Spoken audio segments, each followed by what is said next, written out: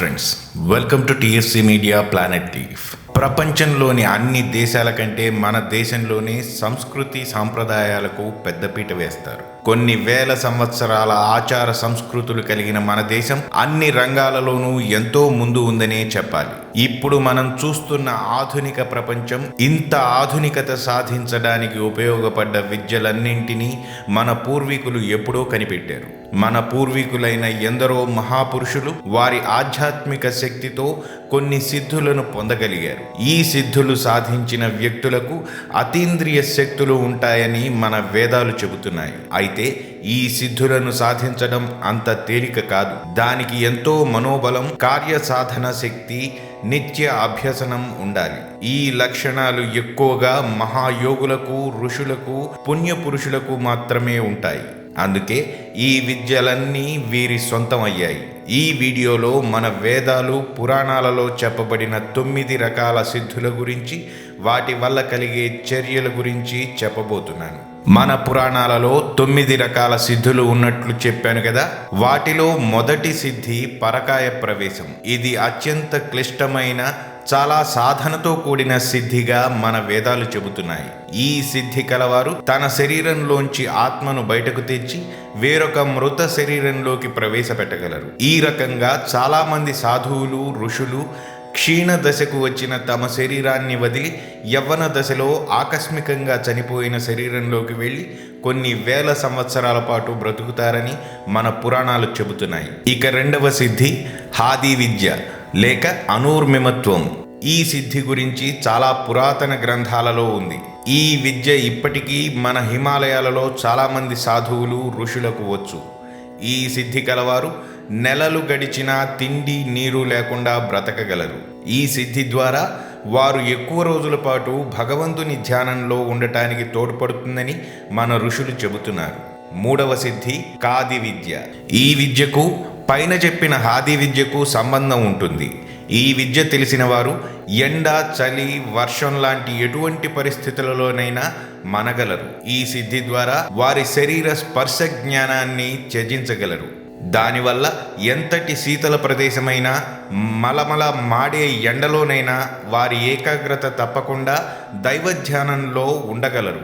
ఈ విద్య వల్లే ఎముకలు కొరికే చలి ఉన్న హిమాలయాలలో మన సాధువులు, ఋషులు ఎటువంటి ఇబ్బంది లేకుండా తపస్సు చేసుకుంటారు. నాల్గవ సిద్ధి, దీనిని మదాలస లేక కామరూపిణి విద్య అని అంటారు. ఈ విద్య తెలిసిన వారు వారి శరీరాన్ని చిన్నగాను లేదా పెద్దగాను క్షణాలలో మార్చుకోగలరు. ఉదాహరణకు మన రామాయణంలో హనుమంతుడిలాగా ఆయన లంకా నగరంలోకి వెళ్ళేటప్పుడు అతి సూక్ష్మంగాను, సంజీవిని పర్వతాన్ని ఎత్తుకు వచ్చేటప్పుడు ఎంతో ఎత్తుగాను మారిపోయాడని రామాయణంలో ఉంది. హనుమంతునికి ఈ విద్యలో చాలా ప్రావీణ్యం ఉన్నట్లు మన పురాణాలను బట్టి తెలుస్తుంది. అయితే ఇప్పుడు ఈ విద్య మన యోగులు, ఋషుల దగ్గర ఉందని అంటారు. కానీ దాని గురించి సరైన ఆధారాలు లేవు. ఐదవ సిద్ధి వాయుగమన సిద్ధి. ఈ సిద్ధి గల వారికి గాలిలో ఎగిరే శక్తి ఉంటుంది. వారు ఏ ప్రదేశానికైనా గాలిలో అత్యంత వేగంగా ఎగిరి వెళ్ళగలరట. మన పురాణాలలో హనుమంతుడు, నారదుడు, ఇంకా సకల దేవతలు, ఋషులు ఈ రకంగానే ఎగిరి వెళ్ళినట్లు ఉంది. ఇప్పటికీ కొంతమంది మహాయోగులు, ఋషులు ఈ సిద్ధి ద్వారా దేశంలో జరిగే పుణ్య నదీ సంగమ సమయాలలో హఠాత్తుగా ప్రత్యక్షమయ్యి వారి పని చేసుకుని మరల అదే విధంగా వెళ్ళిపోతారని చాలా మంది చెప్పుకుంటారు. ఆరవ సిద్ధి కనకధారా సిద్ధి. ఈ సిద్ధిని ఆదిశంకరాచార్యుల వారు కనిపెట్టినట్లు మన పురాణాలలో ఉంది. ఒకసారి ఆ మహాపురుషుడు భిక్షాటన చేస్తుండగా ఒక పేద మహిళ ఇంటి వద్ద ఆగి భిక్ష కోరగా ఆమె తన వద్ద ఉన్న ఒకే ఒక్క ఉసిరికను దీనవదనంతో ఆయనకు ఇచ్చిందట. ఆమె దైన్యాన్ని చూసి కలత చెందిన శంకరాచార్యుల వారు ఈ కనకధారా స్తోత్రం పఠించి ఆమె ఇంట్లో కనకవర్షం కురిపించారట. ఈ కనకధారా సిద్ధిని ఒక వెండి రేకు మీద 36 చిన్న గడులలో మొత్తం 7 వరుసల బీజాక్షరాలతో ఈ మంత్రం లిఖించి ఉందట. ఏడవ సిద్ధి ప్రఖ్య సాధన సిద్ధి. ఈ సిద్ధి పూర్వం యోగులకు, ఋషులకు, వేద గురువులకు ఉన్నట్లు మన పురాణాలు చెబుతున్నాయి. ఈ సిద్ధి తెలిసిన వారు మహాపతివ్రతలైన స్త్రీలలో పిల్లలు లేక బాధపడుతున్న వారికి తమ శిష్యులను వారి గర్భాన జన్మించేలా చేస్తారట. ఈ విద్య కూడా చాలా కష్టతరమైనదైనా చాలాసార్లు లోక కళ్యాణార్థం ఈ సిద్ధిని ఉపయోగించినట్లు మన పురాణాలలో చాలాసార్లు వాడినట్లు తెలుస్తుంది. 8వ సిద్ధి సూర్య విజ్ఞాన సిద్ధి.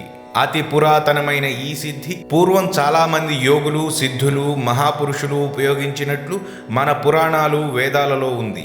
ఈ సిద్ధి తెలిసిన వారు సూర్య కిరణాలు పడుతున్నప్పుడు తమకు కావలసిన రూపంలోకి మారిపోతారు. దీనినే ఇష్టాధార శక్తి అని కూడా పిలుస్తారు. ఆఖరిది 9వ సిద్ధి మృత సంజీవిని విద్య. ఈ విద్యలో నిష్ణాతుడు శుక్రాచార్య మహర్షిగా చెప్పవచ్చు. ఈ విద్య తెలిసిన వారికి ఆకస్మికంగా చనిపోయిన వారిని మళ్ళీ బ్రతికించే శక్తి ఉంటుంది. మన పురాణాలలో దేవదానవ యుద్ధం జరిగినప్పుడు దేవతలు అమృతం తాగడం వల్ల వారికి ఏమీ అయ్యేది కాదు. కానీ దానవులు ఎంతోమంది చనిపోయేవారు. వీరిని బ్రతికించడానికి దానవుల గురువైన శుక్రాచార్యులు ఈ విద్యను ఉపయోగించేవారు. ఇప్పుడు ఈ విద్య కొంతమంది ఋషులు, యోగుల వద్ద ఉందని చెబుతున్నా దానికి సరైన ఆధారం లేదు. ఈ పైన చెప్పిన సిద్ధుల గురించి మన హిందూ సంస్కృతిలోనే కాకుండా బౌద్ధ గ్రంథాలలో కూడా ఉంది. పూర్వం ఋషులు, మహాపురుషులు విరివిగా వాడిన ఈ సిద్ధులు ఇప్పటి వారు ఎవరూ చూడలేదనే చెప్పాలి. అయితే మనం చూడలేదు కాబట్టి ఇది నిజం కాదు అని అనుకునేవారు చాలామంది ఉన్నారు. అలాంటి వారికి ఒక్క మాట చెప్పదలిచాను. మన కంటికి కనపడింది మాత్రమే నిజం, కనపడని వాటిని అబద్ధం అని అనుకోకూడదు. ఇప్పటి శాస్త్ర సాంకేతికతకి అందని విషయాలు ఎన్నో ఉన్నాయి. వాటిలో ఇవి కూడా ఒకటి అని చెప్పవచ్చు. మరిన్ని ఇంట్రెస్టింగ్ వీడియోస్తో మళ్ళీ మీ ముందుకు వస్తాను. మరి ఆ వీడియోస్ మిస్ కాకుండా ఉండాలంటే మా ఛానల్ని సబ్స్క్రైబ్ చేసుకోవడం మాత్రం మర్చిపోకండి.